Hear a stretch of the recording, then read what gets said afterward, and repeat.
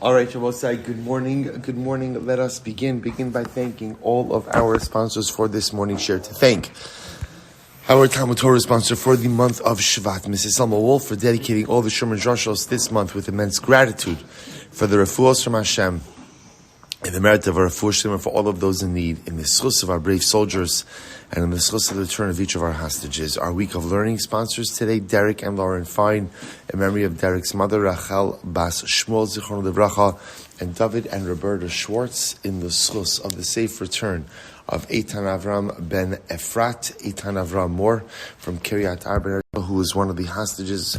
And of course, we dedicate all of Maseches Bava Kama Li'ilui Nishmas, Master Sergeant Eliyahu Michal Harush Hashem Yikom Demo. We hope that in the merit of our Torah, all of the Neshama will have an aliya. The families in Neshama, each and every one of the hostages will be returned to their family, and our soldiers will come home successful, intact, whole, b'shalom and b'karav as well. And how we should just be zochem yahrzeit Hashem to an everlasting period of shalom for all of Klal Yisrael. I will say with that, let us begin. A lot, really a lot to do today.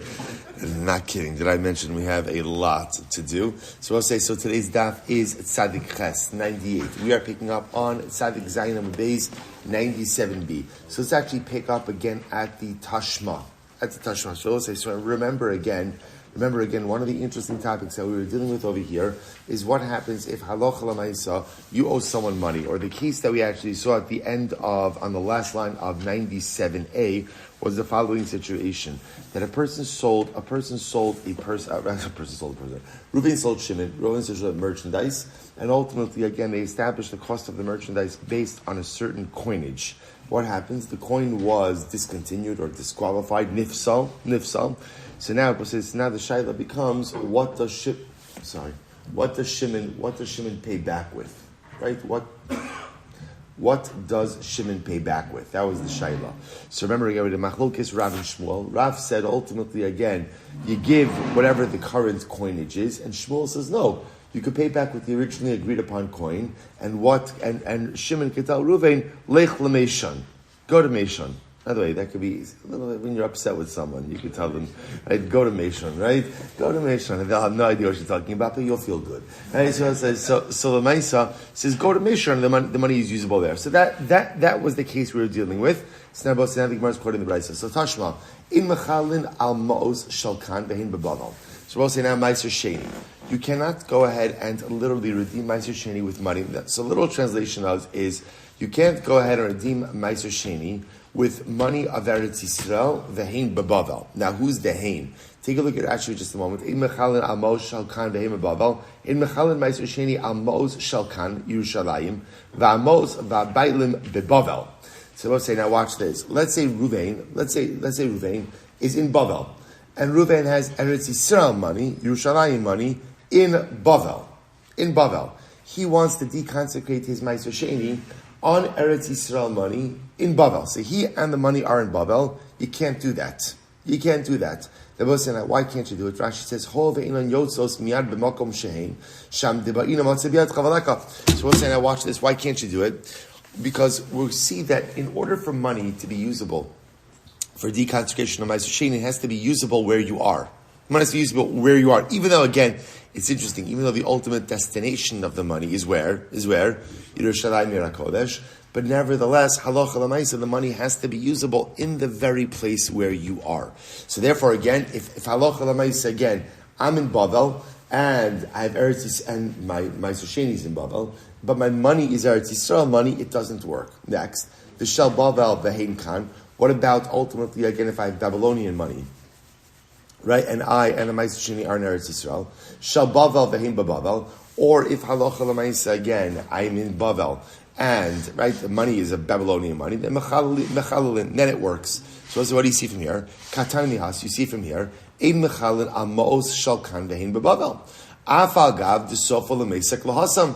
So we'll say, what do you see from here? You see from here that if you're in Bavel, your Meiser Sheni is in Bavel, but your money is in Eretz Yisrael money. But your money is Eretz Yisrael money. And remember, what does this presuppose?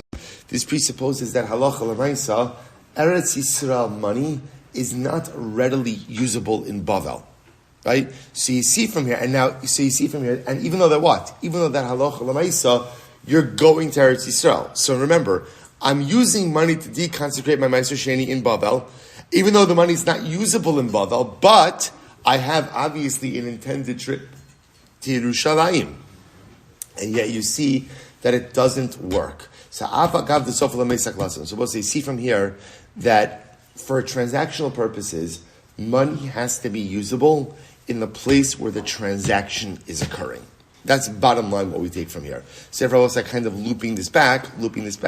So even though I'm, so to speak, going to go to Meishan, you see that transactionally that type of money does not work, which seems to support the position of Rav, and ultimately doesn't support Shmuel. To which the Gemara says, no. Hacham asking, what's the case over here? Kishamalchios makpidos zu al zu.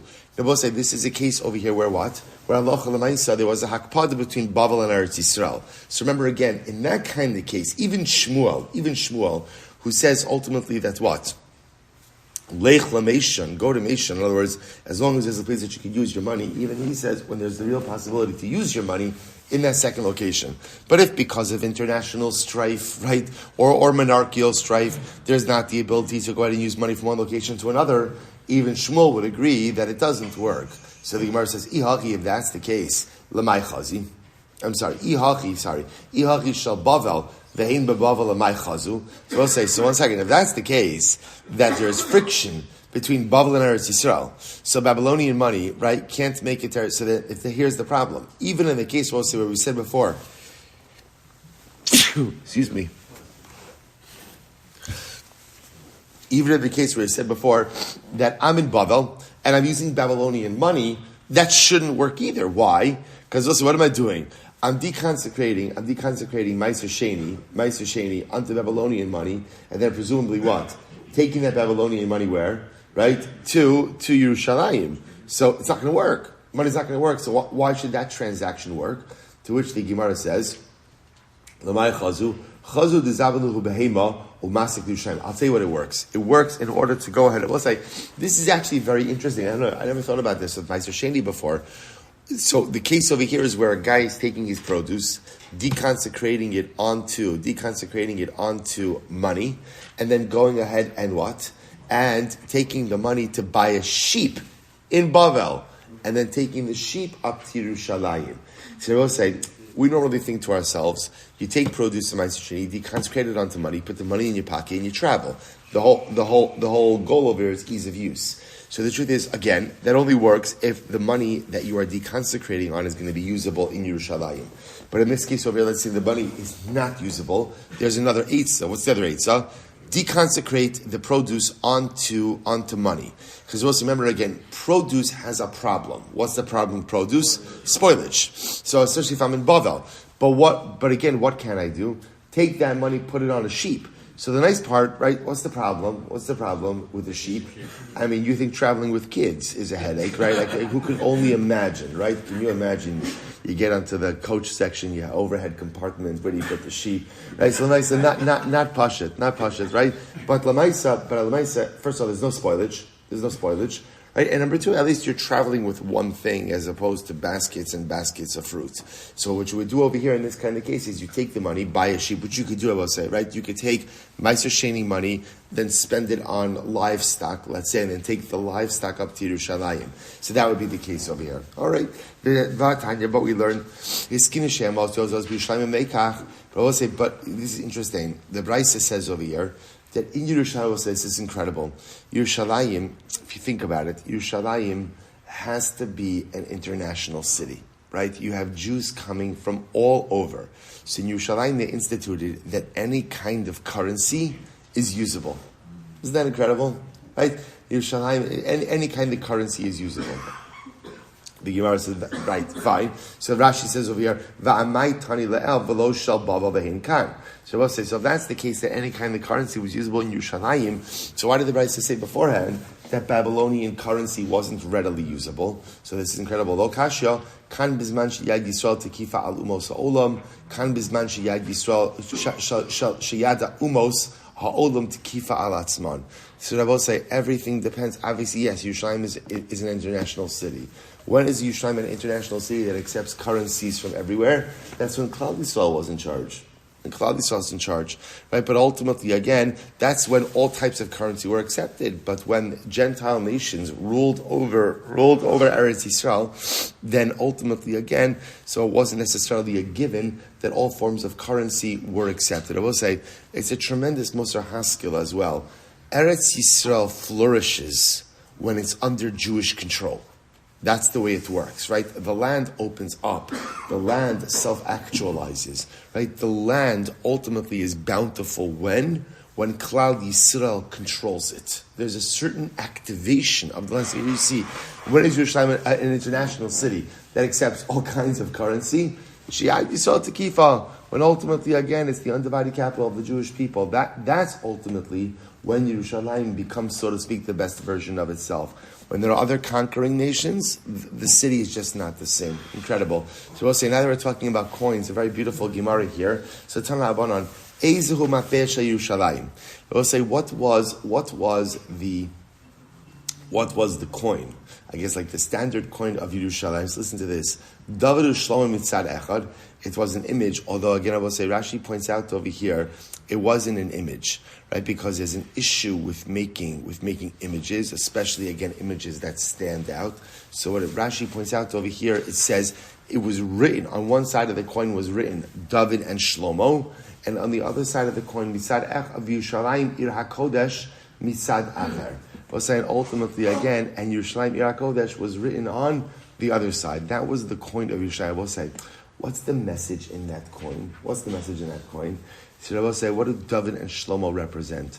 David and Shlomo represent profound Mesiras Nefesh for the creation and building of Yerushalayim, right? David HaMelech is the one ultimately who conquered Yerushalayim from the Yevusi. He went ahead and he bought the site of the Beis HaMikdash. He created Sefer Tehillim, ultimately again to be the songs of the Levium, and Shlomo was the one who mobilized virtually the entirety of Klal Yisrael to go ahead and build the Beis HaMikdash. How do you have a Yerushalayim? How do you have Yerushalayim? You only have Yerushalayim if you have people who are willing to be Moser Nefesh. All right, Yerushalayim doesn't just come to us. Yerushalayim is only ours because of the Mesiras Nefesh of great people and simple people alike. That's the David and Shlomo on one side, Mesiras Nefesh. If there's David and Shlomo, then the other side, there's Yerushalayim Ir HaKodesh. Incredible. What about the coin of Avram Avinu? Ve'ezu mapesha Avram Avinu. So apparently, Avram Avinu had his own coin. He had his own coin. Now, what's the pshat that Avram Avinu had his own coin? So I don't know. I don't know. Maybe he was so famous that again they made the coinage around him, or maybe it was like an Avram Avinu commemorative coin. I don't know if he came to his tent. He gave you whatever. But Lamaisa, what was the matbeh of Avram Avinu? This is beautiful. Zakin uzekina mitzad echad. Ultimately, an old man and an old woman on one side, and here again. Right, so Rashi says the Zakin and the Skena were Avram and Sarah on one side, Ubachar Ubasulam Mitzad Acher, and a young man and a young woman on the other side. Who are the young man and the young woman? Rashi says over Yitzchak and Rivka. Tosfos again points out over here. Tosfos points out over here that halacha l'maisa that once again it was written.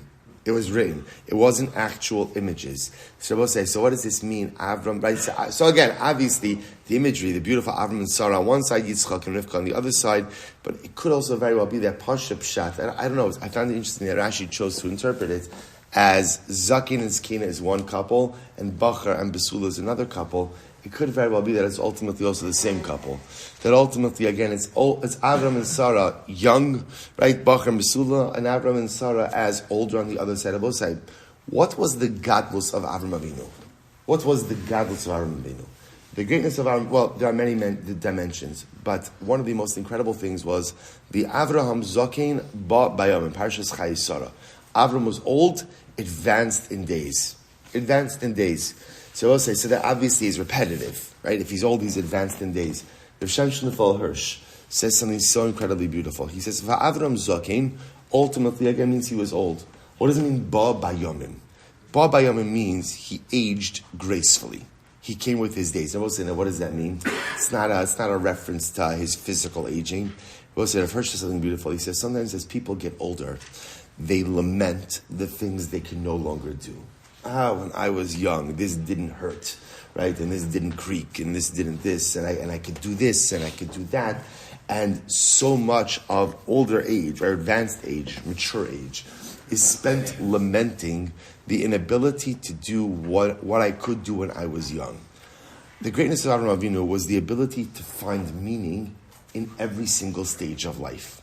And while it's true that at certain stages, both say, when you're young, very often for many periods of youth, you're dumb, right? And then again, as I get older, I suddenly acquire wisdom. So there are things in my youth that I could not do, and there are things in my old age that I could not do, that I can no longer do.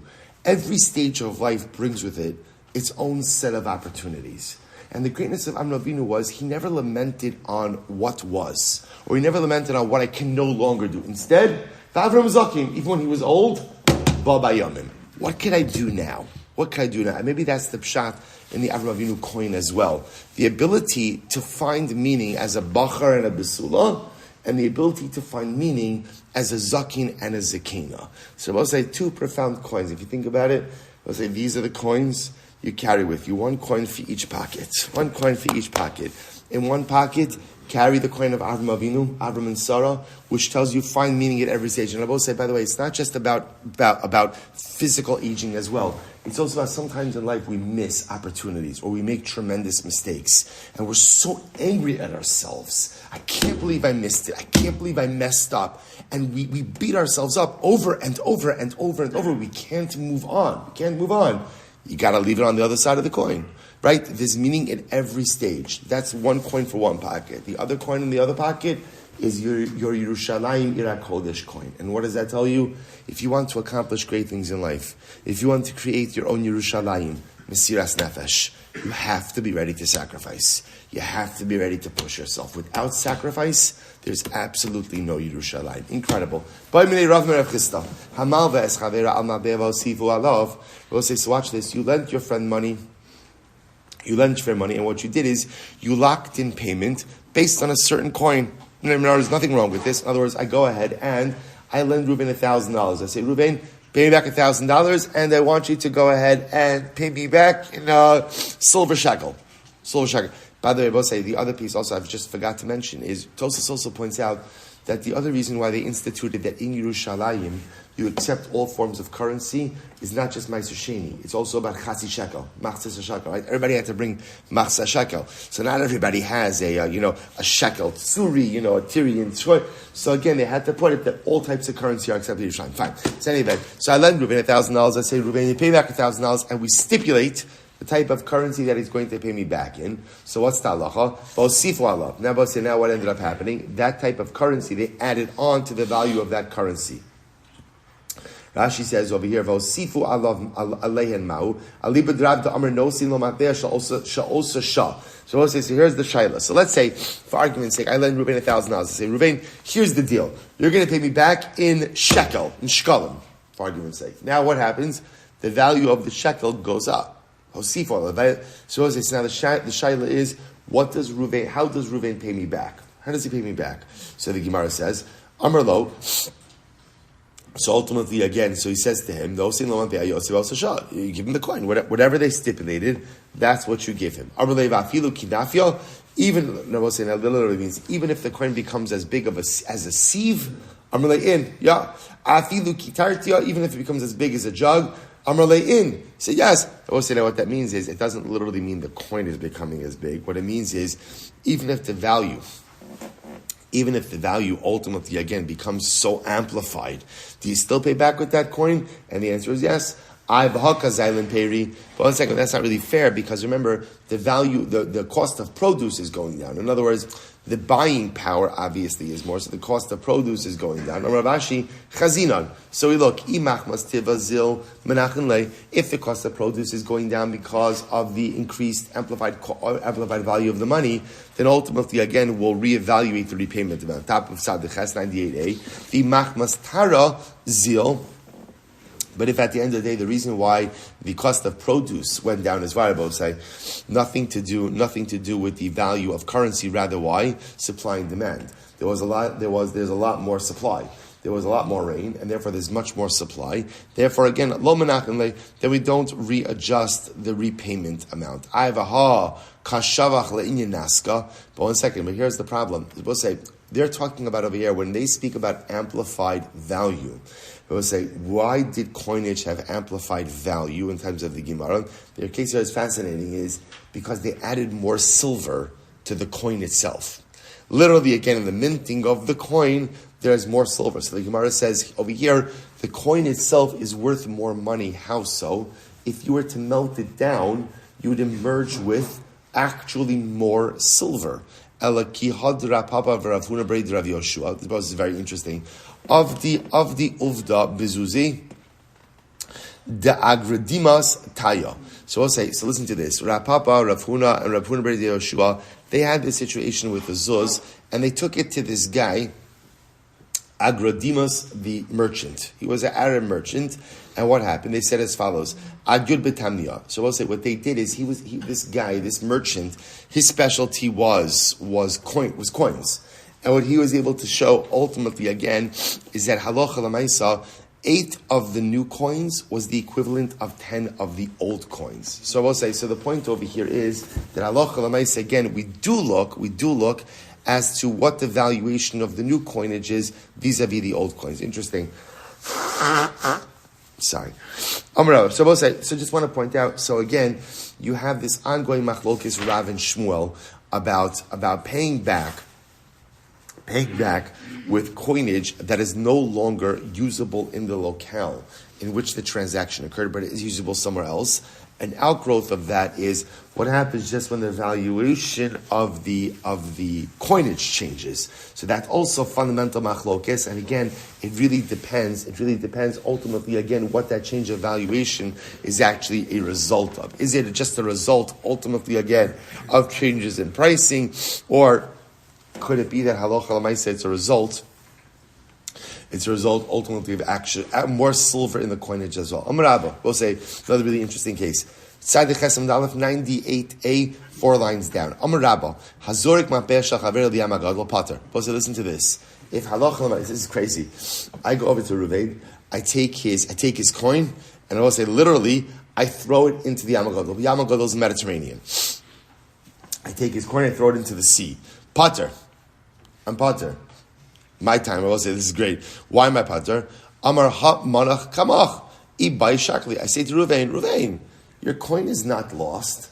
It's right there in the Mediterranean, right? Go ahead. It's not lost. It's not like I throw it into a fire and it doesn't exist, right? I throw it into space and it's in the water. It's in the water, right? Put on your bathing suit, snorkel gear, and you could get it. It's right there. And by the way, this only applies in clear water where you could literally see it, right? However, aval achurin delo kachazi lo. But I will say, if it's like murky water, where ultimately, again, you can't see it, and halacha l'maisa says doesn't apply. Furthermore, so I will say, furthermore, and this is a very important clarification or qualification, this applies when you bumped into Ruvain. So I'm walking, I bump into Ruvain. As a result of me bumping into him, the coin flies out of his hands into the water. So now I can say to him, Ruvain, I'm not chayiv for that, because at the end of the day, your coin is there.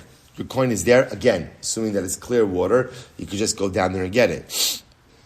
Aval shakle biyadeh. But I will say, if I go over to Ruvain, I take his coin and I throw it into the water, then I'm chayiv. Why? Because the act of taking it, migzal gazle hashava by me'avid. Because I will say, the act of going over to someone else and taking their property, so that's called theft.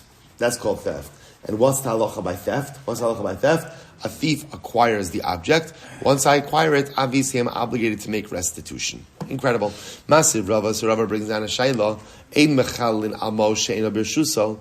Both say you cannot deconsecrate ma'aser sheni on money that is not in your domain. For examlo, keitzad hayulo ma'os b'kistira o b'har hamelech o shenafal kiso liyam hagadol ein mechalin. So Rava say, let's say you have money at an off-site location. Right? Again, the examples are Kistira or Haramelech. Okay? Or for that matter, now, by the way, Rashi points out over here, the reason why the Gemara chooses Kistira or Haramelech is apparently These were faraway places where it was dangerous to access. Okay, I don't know that it matters per se. Or for that matter, I'll say what happens. My money falls into the water, and I go ahead and I say, you know what? My Meiser Sheni should become deconsecrated on that money. On that money. The halacha is it doesn't work. Now, both say, now what do you see from here? What do you see from here? That if money is not accessible, it's not yours. It's not yours. Shabbos say, so kind of bringing this full circle, what does that tell me also? If I bump into Ruvain, and as a result, Ruvain goes ahead and drops his money into the water, saying, hey, Ruvain, don't worry about it. It's accessible to you. It's right there. It's right there. Just go and get it. Sorry. Oh, I'm sorry.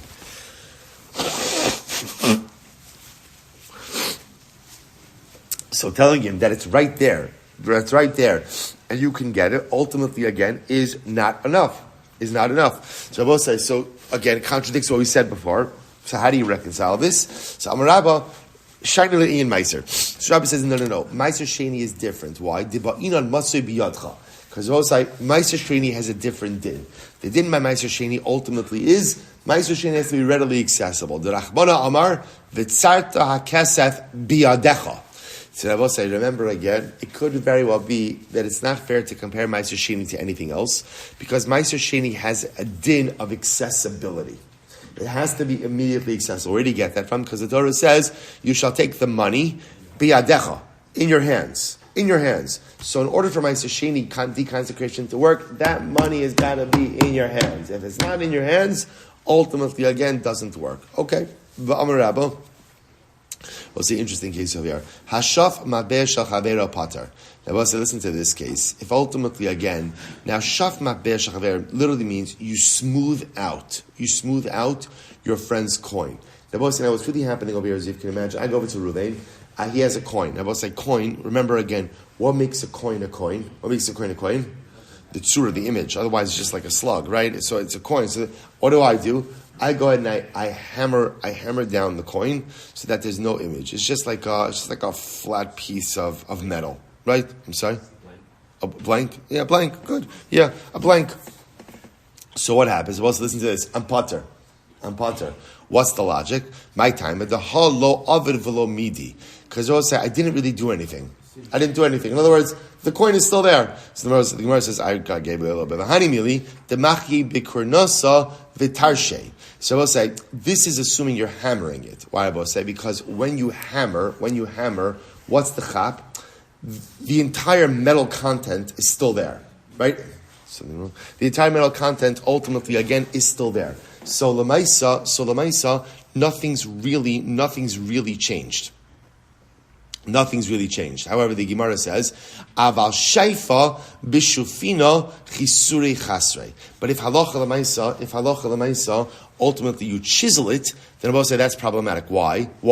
Because if you're chiseling it, then obviously what's happening over here? You're removing some of the coin. Okay, the Gemara says, "Masiv Rava raised the kasha." So I will say this is interesting. So now, what the Gemara essentially says, I will say, is really watch this. So now, if I go over to Ruvain, I take his coin, I hammer it.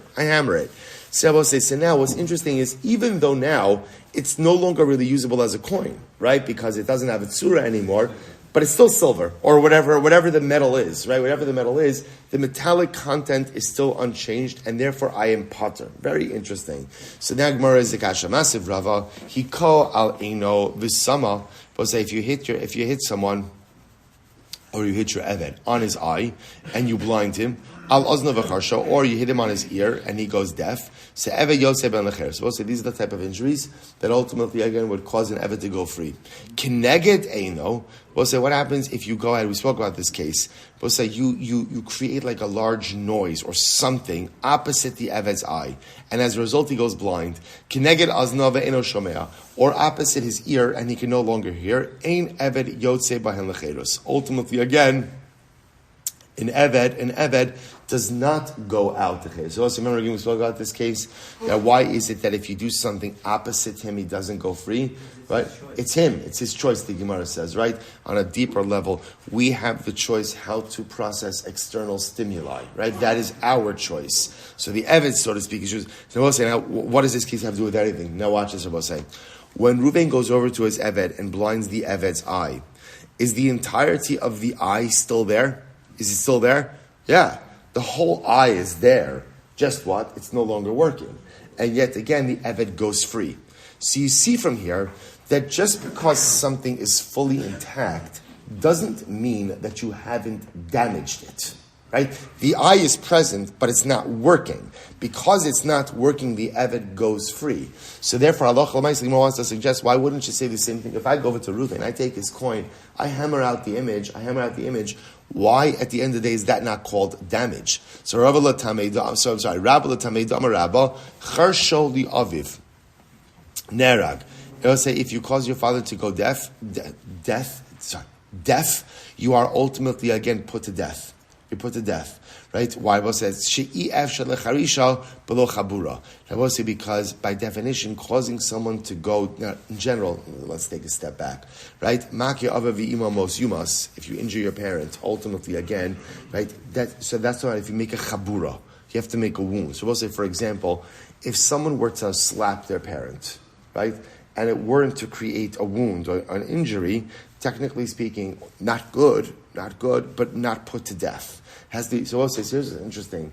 So you might have thought if the person goes over to his parent and makes his parent deaf, right? So again, there's no chabura per se, right? There's no externally seen injury. To which the Gemara says, no, you're put to death. Why? The tafkadama nafle ba'onye, because we'll say it has to be internally. There was some type of chabura. Literally, the Gemara says that a drop of blood fell into the ear canal. Vamarama. And Rabbi says as follows. Rabbi says, well, so you see from here, what's the point of this? Look at Rashi. Rashi says, Rabbi l'tamei hilchach gabe even nami chisaron ukineged as no potter. So we'll say, so the idea over here is that Rabbi holds that even things that don't look like a chabura or an internal injury, there is an internal chabura. So the same way that if you make your father, Reuben goes over to his father Yaakov and punches him in the ear and makes him deaf, even though externally you don't see anything, we assume that there was an internal chabura. Same thing over here with the blinding of the eye. So the Gemara Rabba says, Hatzorein ozen parasa shel chavero pater. So we'll say just a lot of interesting random cases. I go over to my friends, so I'll say, watch this. I go over to Reuven's cow, and what do? I nick the ear of the cow. Right? Don't ask why. Whatever. I'm not strong enough for cow tipping. Right? So this is the next best thing. Cow nicking. Right? So I go ahead and I nick the ear of the cow. Shabbos say, I'm potter. So what's the pshat? My taima. Paraki the kaima. And say, why? Because it's the same cow. It's the same cow, right? The cow has not changed. The Gemara says, but that's not true. What have I done? Right? It now has a mum. As a mum, it's disqualified for a karban. The Gemara says, "V'kulu shivarim lav lagabe mizbeach kaimi." So we'll say this is so fascinating. So Rabbi says, the statistical probability is that this cow is never going to be used for a karban. Right? Not everybody is a winner. Not everybody gets a trophy. Right? So Lamaisa, not everybody makes it to the Mizbeach. So the Gemara says something very interesting over here, right? So therefore, if I go over to Reuven's cow, I nick the ear. The truth is, I haven't done anything, right? As a cow, his cow identity is fully intact, right? Whatever avoda or anything else, ultimately, again, he needed to do. So Lamaisa, again, it's fine. A karban. Okay, the statistical probability is the overwhelming majority of animals are not used for karbanos. So therefore, again, at the end of the day, it didn't really do anything, and therefore I'm pater. So interesting. So massive Rava says, whoa, 1 second, let's analyze this. Bless you. We'll say, if you have waters of para aduma, and you do work with that water, or you do work with the para aduma himself, so we'll say in this case over here, you're pater min dine adam, right? You're pater in a court of law, but you are chayiv in the eyes of HaKadosh Baruch Hu. Now we'll say now why is that? Remember again, this is a case of what? Hezek de'eno nicker. Right? Hezek de'eno nicker. So we'll say, because remember again, the halacha is, if you do work with a para aduma, pasul. You do work with the waters of the, we'll say, by the way, how do you do work with the waters of the para aduma? What's the paradigmatic case? The paradigmatic case is, weights, countermeasure, right? Counterweights. So again, so in these cases, if you do it, you disqualify it. but it's hezek she'eno nikar, it's unrecognizable damage. So therefore, again, with hezek she'eno nikar, you're chayiv b'dinei shemayim in the eyes of HaKadosh Baruch Hu, but you are pater b'dinei adam. So the Gemara says, listen to this. So the Gemara, Malachu delo minkar, Malachu delo minkar hazeka. Now I will say, now, the reason why you're pater in the case of working the paraduma, why? Because I will say, that is a case of unrecognizable damage. Aval, sorem ozno, sorem, the minkar hazeka, hachanami demechai b'dinei adam. So I will say, but 1 second, what can you infer from here? It's only something like work, where the damage is totally unrecognizable. But, if you were to go ahead and nick the ear of the cow, of the paraduma, we'll say, seems to be clear that what? You would be chayiv. You would be chayiv. So conscious we just said before. Amri, huadin dafilu tzorim pater. The truth is, even if you were to nick the ear, you would also be pater. The Gemara says, so vaha kamash malan dafilu malacha delo minkar hazega chay b'dinei shamayim. So we'll say, what's the novelty over here? It goes without saying that halacha l'maisa with tzorim you're pater. Even if you were to nick the ear, you would be pater. Because ultimately, again, it's going to be called hezek she'eno nikar. It doesn't really change anything. What's the chiddush? The chiddush I will say is that if you worked the animal where there's absolutely nothing recognizable, you would have thought that you should even be pater b'dinei shamayim, kamash malan, you're chayiv. That's the novelty. So Rabba says, another interesting case, hasoref shtaro shel chavero pater. This is fascinating, I will say. I go over to Reuven. Reuven has a loan document, right? Reuven lent $10,000 to Shimon. I go over to Reuven, I take the document, I burn it. What's the halacha? I'm pater. Why? Last line, Damarle, naira kaloi minach. What did I do? I didn't damage you. I burnt a piece of paper. I did not damage you. I would say now, so this is one of these interesting things over here, right? If you look at what Reuven did, if you look at what I did, I burnt a piece of paper. That is a true statement. Oh, well, maybe not the full truth. In other words, it's not just any piece of paper. It's the paper that entitles Reuven to go and collect the deck from Shimon. But Lamais, when you look from a damage perspective, what did I damage? So I'll say, Maskif L'Rayim Bar Chama, Shabbat Chama raised the kasha, Heichi Dami, what's the case? I'm a base. Whoa. All right, Heichi Dami. I pretended like I didn't know it was on other days, but now, like many things in life, I pretend like they don't exist, and now I have to confront reality. Here we go. So the Gemara says, what's the case? So the Gemara says, so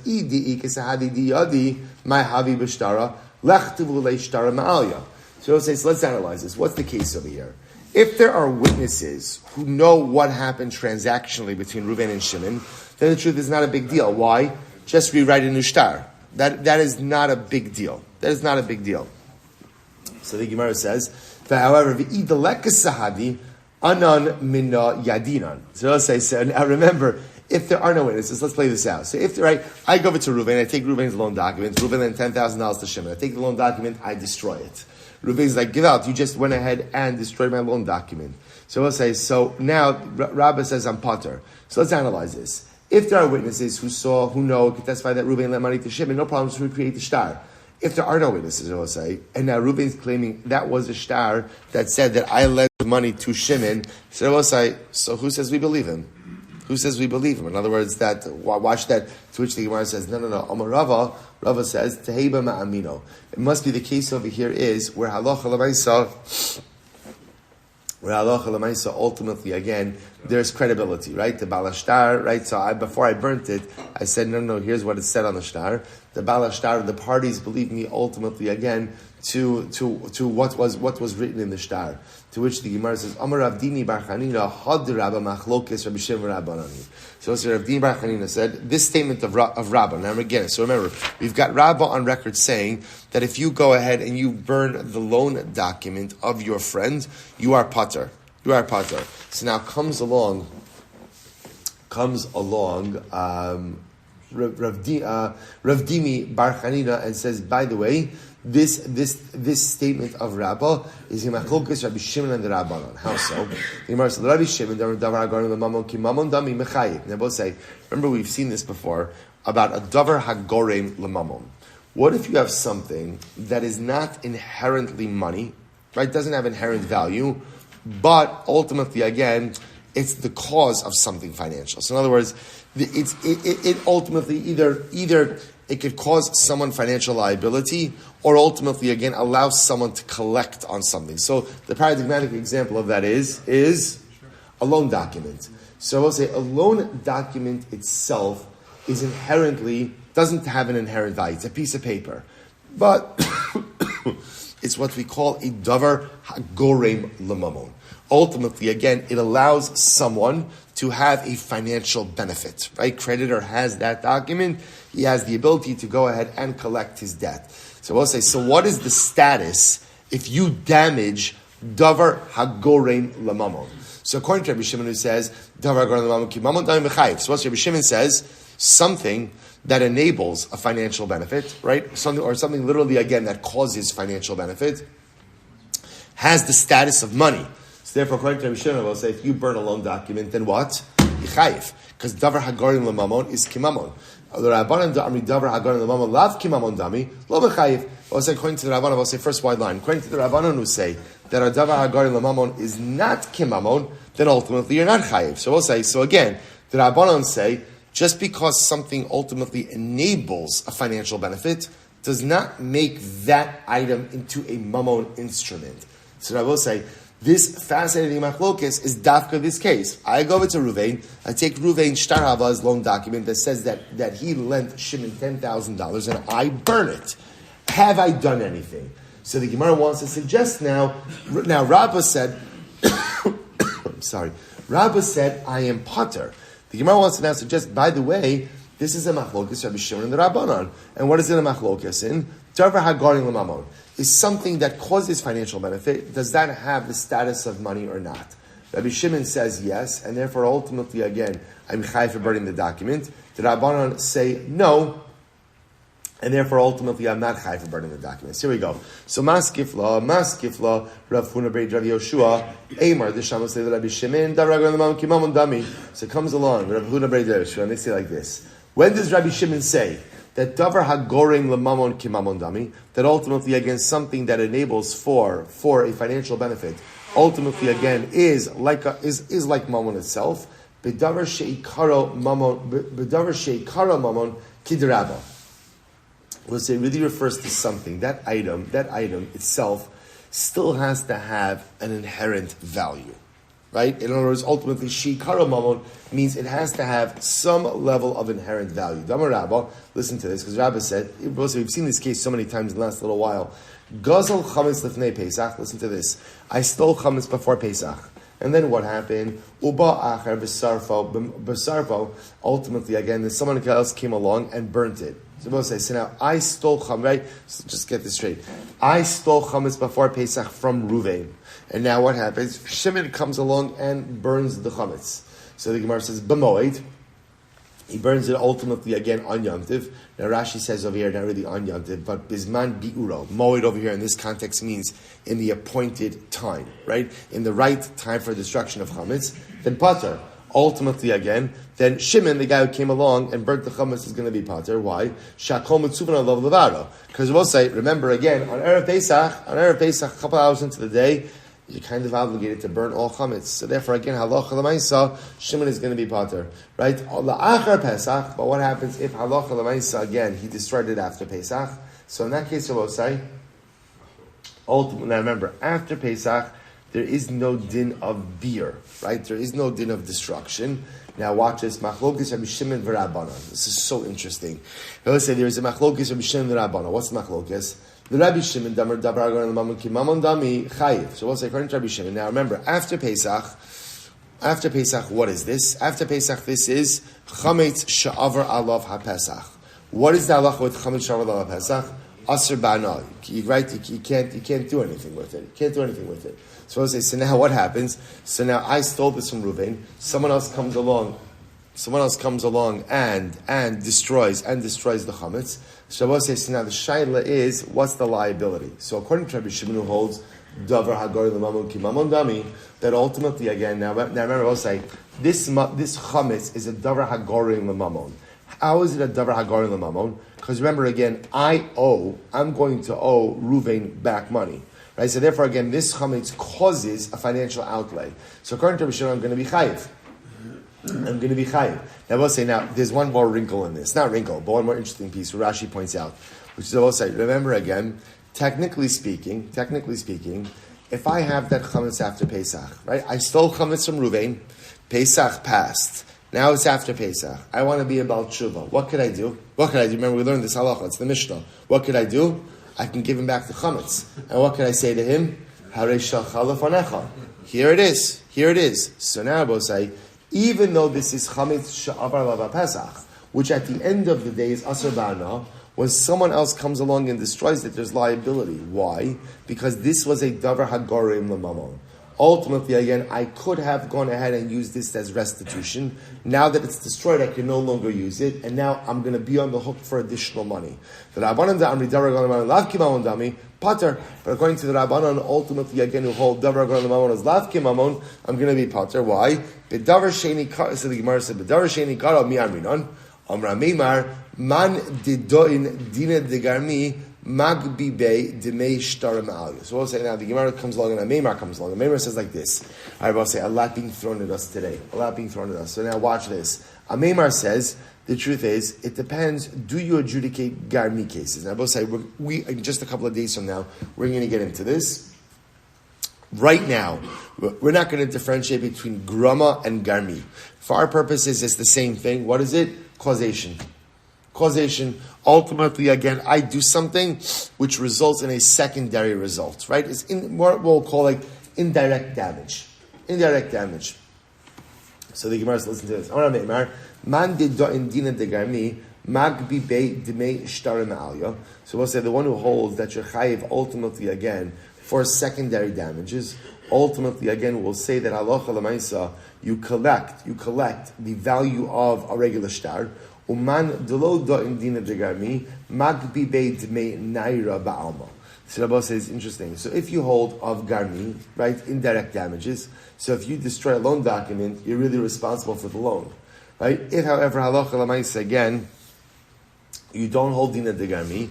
So Rabbi says I have secondary of indirect damages. So what am I chayiv for? I'm only chayiv for the value of the paper. So the Gemara says, "Hava uvda v'kafi rafim l'Ravashi v'agbi bei kishur l'tzalma." So we'll say there was an episode like this. And what happened? Raf forced Rav Ashi. So we'll say this is actually interesting. Take a look at Rashi for just a moment. Now, what's going on over here with Rafam and Rav Ashi? So Rashi says over here, "Shesaraf shtar chavera bialduso." We'll say this is pretty interesting. Apparently, Rav Ashi burnt someone's loan document when he was young. All right, let's say all of us have that stuff from our youth that we know, right? Whatever. So apparently, Rav Ashi burnt someone's loan document when he was young. Right. So now Rafram made him make restitution. Va'agbi bei ki kishur l'tzalma. Made him literally, we'll say, pay like the beam used for images. Now, what does that mean? Va'agbi minei. Rashi says, Govaina ma'alya. Kol masha kasav b'shtar ki kishur l'tzalma. I will say. Now, what's interesting over here is the Rashi says, Piro and Gomar mina idis kikura zu hanivchares mishar koros atakin batzur v'dikura. So we'll say, essentially, he made him pay from like idis, from the best property. So we'll say, literally, again, the type of beam used for making, engraved images. Where I guess for engraved images, you have to make for engravings. You have to use a very high quality beam. You can't use any beam. So we'll say, so what do you see from here? This is very interesting. Whatever ended up happening over here was Rav Ashi destroyed someone's loan document, and effectively Rafram made him pay the value of the loan. Essentially, what the Gemara is ending off with over here is when you destroy a loan document, so it's not like Rabbah that says you're pater. Right? It's not ultimately, again, hezek sheno nicker. Right? It's not ultimately just destroying a piece of paper. And it's not davar hagarim lemamon lav kimamon dami. When you destroy a loan document, I will say, what are you effectively doing? You are preventing the creditor from going ahead and collecting on that debt. That is a loss. That is damages, and therefore ultimately again you are high for the full extent of those damages. Incredible. So also we saw before that. What is the Mishnah? I steal chametz from Reuven before Pesach. Now Pesach goes by. Oh, and I still have the chametz. I can take the chametz back to Reuven and say, Harush, here you go. I'm giving you back the item that I stole. Even though what, Rabbi say? Even though what? What's the value of the chametz now? Zero value. So the Gemara says, Man tani omrim be'isuri hana harei shachal lefanecha. We'll say, who is the opinion that says when it comes to isuri hana, ultimately all you need to do is give back the object to the person and say, here you go. Rabbi Yaakov Tisanya, Shur Shehemes, Achla Migmardina was such an interesting case. So what happened? What happens? Well, say I have a shar, right? Reuven has a shar. The shar killed someone, but the shar has not been judged, right? There has not been adjudication of the case. No Gimardin, no verdict. So what's the halacha? If Reuven takes that shar, machar, if he sold it, the sale works. Hektisho mukdash, if he consecrates it, it works. Shachto, if he shechts it, bisara mutter. Ultimately, again, the meat is mutter. Hechziro shomer l'baylav. Let's say Reuven was a shomer and he was watching this shar and he gave back this shar which killed someone but didn't get to have the verdict. Ultimately, again, it's considered as if he fulfilled the realities of his shmira, of his custodianship, and he's good to go.